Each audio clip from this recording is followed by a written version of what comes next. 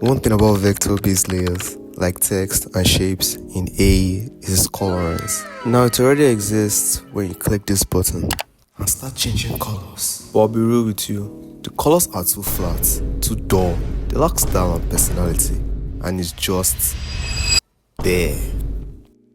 What I see nowadays are gradient looking shapes that captures the essence of light and shade, giving textures, depth, and color harmony. It feels like the shape belongs in the scene, right?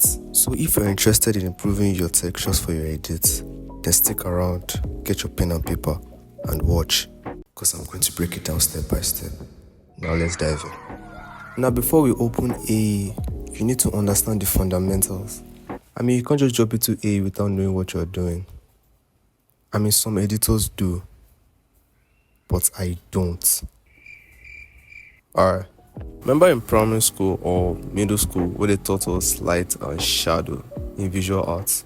What's the topic again? Take this image for instance. You've seen this, right? You know they've taught you. This is the secret of making your shapes more 3D-like rather than this boring flat look. Because for you to add depth and form on your shape, you need to know where the light hits on the subject.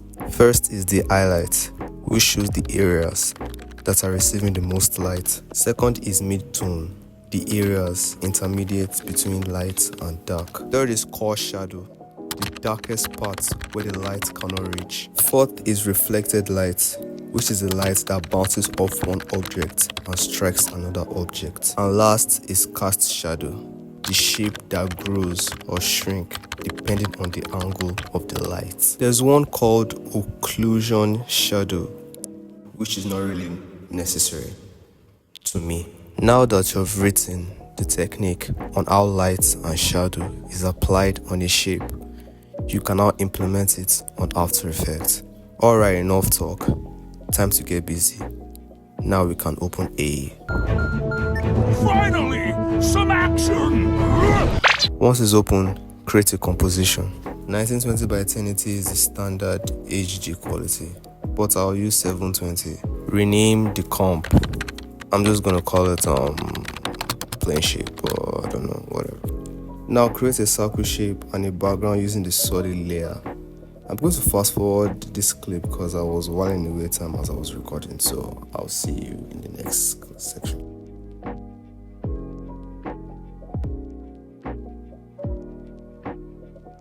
I'm going to create a folder to organize this panel to keep the project panel clean.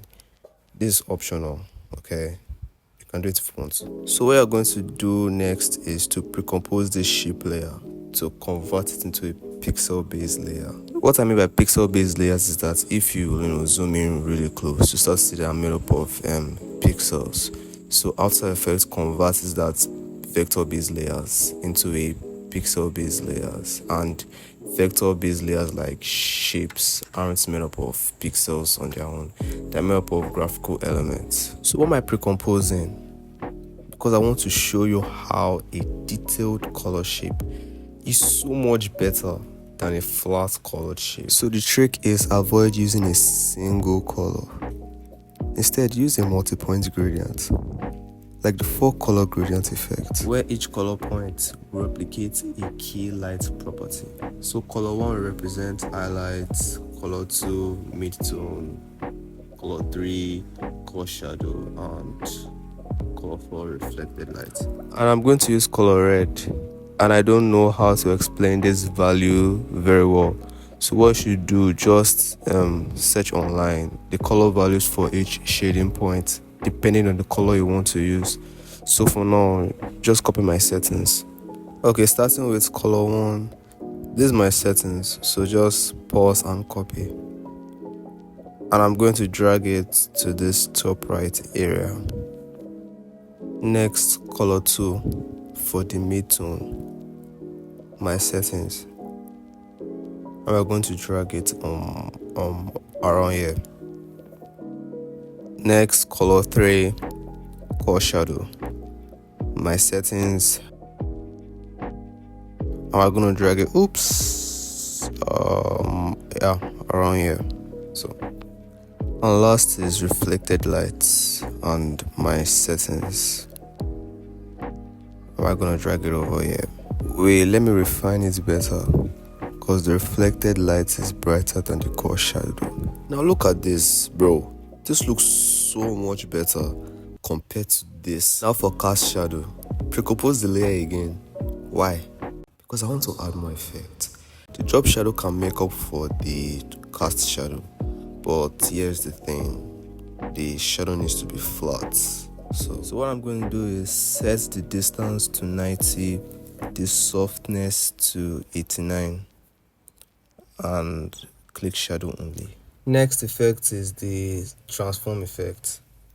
I'm going to play with the scale, skew axis, and position. So just copy my settings. Next is the CC composite effect. What it does is recreate the original version of the layer right on top of the modified version, the ones that includes the transform and the drop shadow effect. Kind of like a virtual duplicating, but it's in the same layer. I don't know if that makes sense, but yeah. So that is pretty much it. But let me adjust the transform effect again. Now that we've implemented the logic, let's add some spice. Go to layer style. I'm gonna add a bevel and emboss, and as you can see, is refining the edges. What beveling does is smoothens out the edges. For example, this knife, you see how light the edges are, and I'm going to adjust the size, and already looks 10 times better. And you can experiment on other properties like depth, soften, angle, in fact all properties. As we normally say, the possibilities are endless. So I'm going to adjust to 176 and adjust soften. The angle determines the angle of the lights, so I'll want it right here. So now add an adjustment layer, and we are going to rename it light source. Now we're going to use the lens flares effect. Within this effect, I'm just going to play with some settings till I'm satisfied with how it looks. So here's my settings, and we are going to set the blend mode to overlay. Wow, it looks nice. So next, we are going to add another adjustment layer, and we are going to name it texture. In this texture layer, we are going to add an effect called is it grains? No, it's noise. Yeah, add that. Now we're going to adjust the amount to 25. This adds some nice grains to it. Next, we're going to add another effect called posterize. I'll set it to 6. It just emphasizes the stepping. Add one last adjustment layer and search for an effect called glow. But I actually made a glow preset with using 3 individual glow effects. What I just did was increase and decrease both the glow radius and the glow intensity. So I'll just write them here on the screen. And we're going to set the blend mode to overlay. This glow is definitely so much, so add a cause effect and drag this thing down. And I forgot to rename the adjustment layer, so rename it to glow. And last thing, I didn't like the way the background looked because it was flat as usual, so I created a custom background to complement the look and feel on the shape. Within this effect, I used different colors.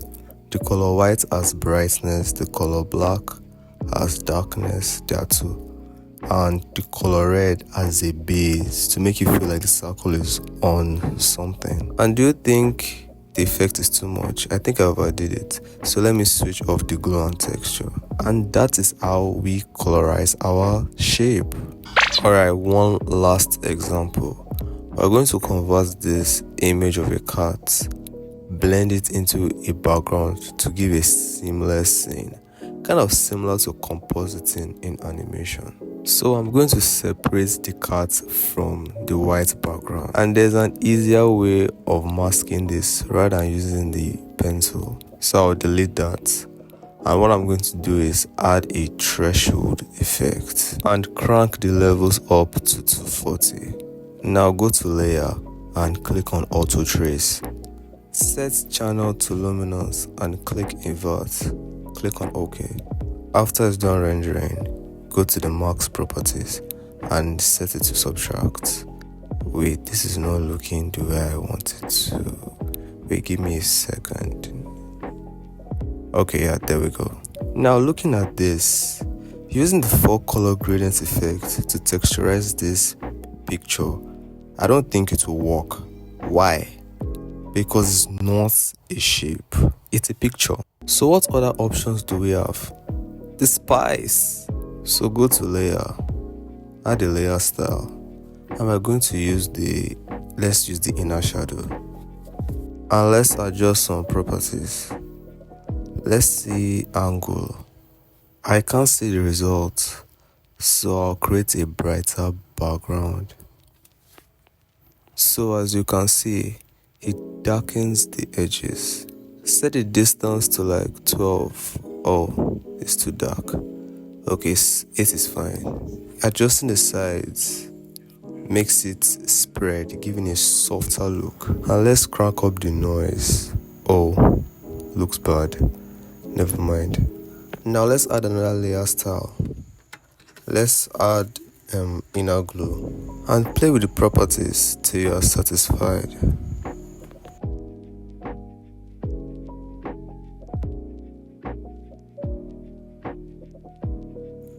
So add an adjustment layer, rename it light source. Basically, I'm just doing the exact same thing I did, so I'm just going to copy. He's looking nice. Oh, I forgot to give our cat some shadow, so I'll pre-compose and call it cat. So I'll just copy and paste.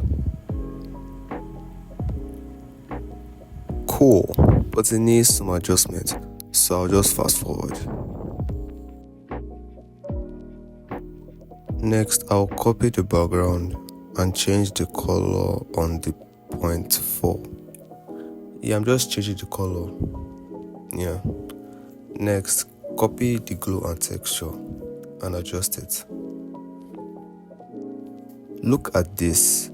So that is how you color and texturize your layers in After Effects. Thank you so much for watching. Hope you guys enjoy and learn something new. If you like this video, then like.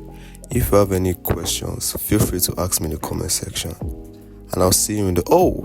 Forgot one last request. Subscribe. Why didn't I say this sooner? Please subscribe. It's free. Alright, thanks for watching. Bye.